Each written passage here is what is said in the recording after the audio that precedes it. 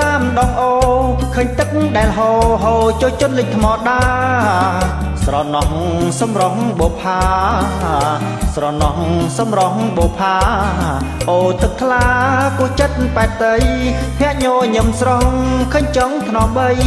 ចិត្តនេះគ្មានស្រីស៊ូខ្សែវិញល្អជាងចិត្តនេះគ្មានស្រីស៊ូខ្សែវិញល្អជាងចិនអូនចង់ស្មាមងដែរតែធ្វើមិនទៅខ្លាចប្របើចិនមិនទៀងប្របែលិនចិនរេដោយភ្លៀងប្របែលិនចិនរេដោយភ្លៀងប្រសំជ្រាវលងលំស្លាយកប្រាំងទៅស្រីគ្លេតងមកផោអ្នកឃើញកាលណាទ្រូងជាផ្សារទៀនហើយអ្នកឃើញកាលណាទ្រូងជាផ្សារទៀនហើយរូបបងគឺជាកងសែថៅកែទិញត្បូងបងកំឡោះតែអូនអើយកំឡងកូនប៉ុនមិនហើយកំឡងកូនប៉ុនមិនហើយ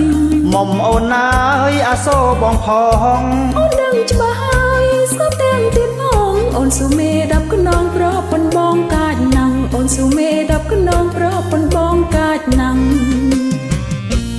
គេផោទេកុំជឿគេនោះអូនបានហើយកំឡោះស្ពានចូលហើយ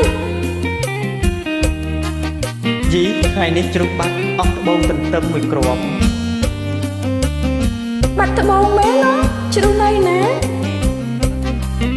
ជ្រុះនៅឯក្បែរអូនទឹកថ្លានឹងណាអូនជឿទេគយគុណទៅតាមដងអូឃើញទឹកដែលហូរហូរចូលជន់លិចថ្មដាស្រណោះសំរងបុផាស្រណោះសំរងបុផាអូទឹកថ្លាគូចិត្តបែតតីភ័ក្រញញឹមស្រស់ឃើញចង់ថ្នមបីចិត្តនេះគ្មានស្រីស៊ូខ្សែវិញល្អជាងចិត្តនេះគ្មានស្រីស៊ូខ្សែវិញល្អជាងចិនអូនចង់ស្មាមងដែរតែធ្វើមិនទៅខ្លាចប្របើចិនមិនទៀង